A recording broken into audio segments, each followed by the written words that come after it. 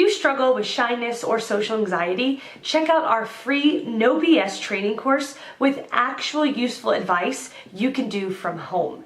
None of that just get out there nonsense. The link is in the description below. For now, let's get to today's question. The question: what are some techniques to keep an interesting conversation going while keeping it from stalling? What are some techniques to keep an interesting conversation going while keeping it from stalling? I'm assuming you mean when there's a lapse in the conversation and nobody speaks at all? I often wonder why people feel the need to continuously talk for fear that the conversation will suddenly go flat. Why is this a bad thing necessarily? When I'm having a convo with whoever, I don't feel the need to keep the chatting going to prevent it from suddenly ending. It seems to me that this would be more worrisome for the warriors of this conundrum with strangers or acquaintances. For example, you and the person sitting next to you on the metro strike up a conversation about a random current affair.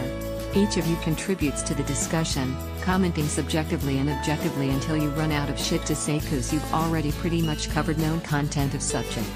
Yet if you're having a dialogue with a person you fancy and kind of considering you'd like to have sex with them, then the chit-chat is gonna probably be a little more intense. And let's say you are a pretty smooth talker, like you've got the gift of gab, meaning you speak with an eloquent articulation, you got some swag in that speech. People with this knack really are amazing from my past experiences. Especially if the said individual is rather attractive physically. When they speak, one can't help but hang on to every word. Individuals that possess this rare brilliance can easily persuade someone to do whatever their bidding may be. Manipulation, without the other person even realizing they've been recruited. But on the flip side of the brilliance, one sometimes finds a person who I call a verbal bully. These people are relentless in keeping utter control of the dialogue in every aspect. Whether it be the topic or the source, verbal bullies simply won't tolerate anyone else commandeering the debate. They'll literally go to great lengths to keep you from usurping their role as the centerpiece of conversation by talking in such a loud tone yours drowns under their deliberate booming vocal cords. And by making it a race, by talking very fast and quicker than you, interjecting snappy, rude little comments to the tune of an auctioneer's voice. By belittling you, undermining your opinions with sarcasm, and WTF comments. And by one-upping others in the form of insults, put-downs, mocking you, just plain out disrespectful shit. They attempt to make you look stupid.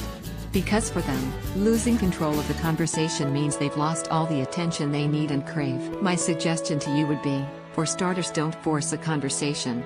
Let it evolve on its own, each participant adding relevance to the flourishing discourse.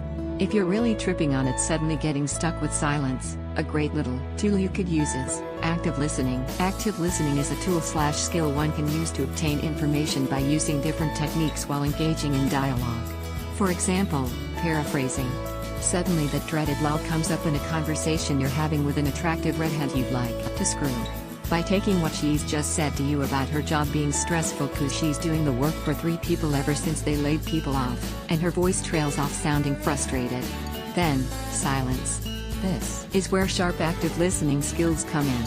First, show concern for her dilemma with nonverbal cues as she expresses her situation by nodding your head and furrowing your brow simultaneously as you lean a little forward to show you're listening with all intent. You could also murmur, "I see, of course, and I think I understand," in conjunction with the leaning forward and furrowed brow of concern, which lets the other person know you're interested in what they're saying. Paraphrasing is simply summarizing what another person has just vocalized to you, back at them in a format such as this: "Your situation with your employer sounds like you're being inundated with extra work since the company had budget cuts. How are you managing completing extra tasks on top of yours?" Or, "I sense frustration in your voice when describing the current workload expected of you." Have you approached your supervisor? By reiterating what the speaker has already said and paraphrased back at them, you are showing attention, support, or concern. This also allows the person to look at their situation in another light simply by you flipping it back at them with pointed questions that may be useful for them in seeking resolutions. The content remains organic and focuses solely on the basis of the person's own words. What about a conversation surrounding a beloved novel recently made into a film? This conversation will go back and forth from subjective to objective points of view. A sudden pause into silence could have you start the convo with, if it's a debate on whether film failed book or not, and one or both of you is adamantly passionate for it, as the awkward silence reverberates. Make a comparison to a situation that was successful in its attempt. Although I do agree with some of the points you make, I try to keep an open mind. How about we agree to disagree and you let me take you out to dinner and then after we'll go see the film. Tell a joke. Ask other person to recommend a book that's their favorite. Don't fret too much over this shit, seriously. Just be yourself and try not to think about it so much while you're conversing. Be polite and courteous. Act interested in what they're saying. Make eye contact.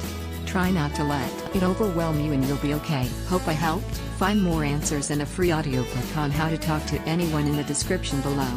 No useless advice like just get out there, I mean actual useful advice from people who have really dealt with shyness and social anxiety and overcome it in their own lives.